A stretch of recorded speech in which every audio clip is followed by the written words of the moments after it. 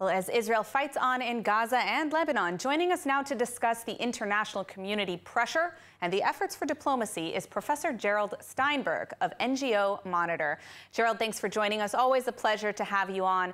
To start, in regards to this UN vote, I mean, how can we see nations like France on the Security Council, who has hostages in Gaza, voting for a ceasefire without preconditioning the release of innocents?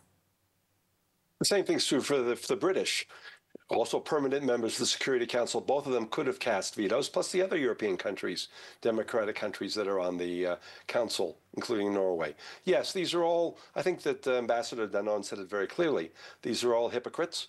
They're all basing their decisions on politics, not on the moral principles, and it turns the entire UN process even more into a farce. So I think that this was something that will continue to reverberate. It actually is parallel to the International Criminal Court decision to issue arrest warrants for Netanyahu and Gallant today, another form of international farce.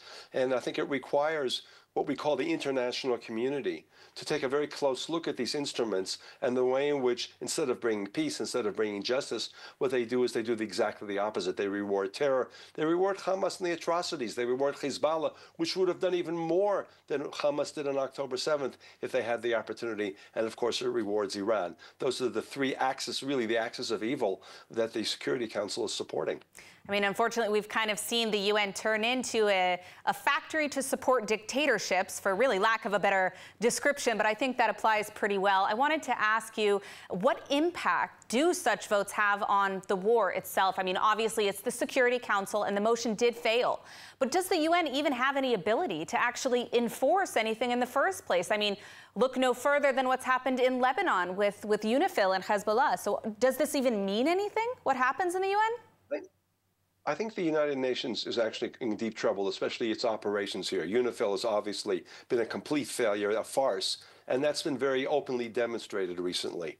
I think that whatever type of agreement is reached in Lebanon, it will not be the same kind of UNIFIL Band-Aid that we've had, the fake and really supportive of Hezbollah truce organization, truce supervisory organization. It was just completely a disaster. So the whole process will change. The newly appointed designate for the United States ambassador to the UN, Elaine Stefanik, is clearly going to make a big difference. The Trump administration could cut off a lot of the funding for this activity, and I think that will force some sort of sobering up in the UN. I also think that in other countries as well, there's a movement towards getting more real about the international processes that they automatically subscribe to. I think we're going to see changes in a number of Western European countries that realize that this is completely counterproductive to the goals, to their interests.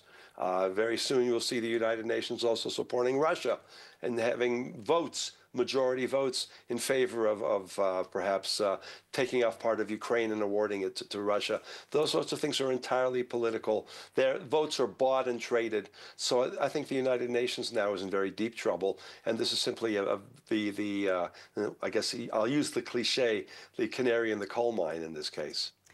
We are almost out of time, but I wanted to ask you really quickly. You did reference the ICC. Of course, today the news broke that they did issue arrest warrants for now former Defense Minister Yoav Gallant and the Prime Minister Netanyahu over the Gaza war. What is your response to this? The whole process, this is actually an extension of the United Nations. This is not really a legal framework. The judges are all voted upon through a political process. The prosecutor is chosen through a political process, not by any kind of legal, legitimate weighing of their capabilities and the moral principles. And so this just illustrates and highlights the farcical process. They also want to arrest Hania and other leaders, and Sinwar, the leaders of Hamas, both of whom are dead. This balance, the fake balance, the prosecutor of the ICC is now under investigation, Karim Khan, for sexual misconduct. There's a lot of series of problems. So I think this will actually hasten the demise of the experiment called the International Criminal Court. I think that the Trump administration will put an end to it, if not before. I think the United States will probably issue their own limitations, perhaps, on the movement of ICC officials as a result of this farce.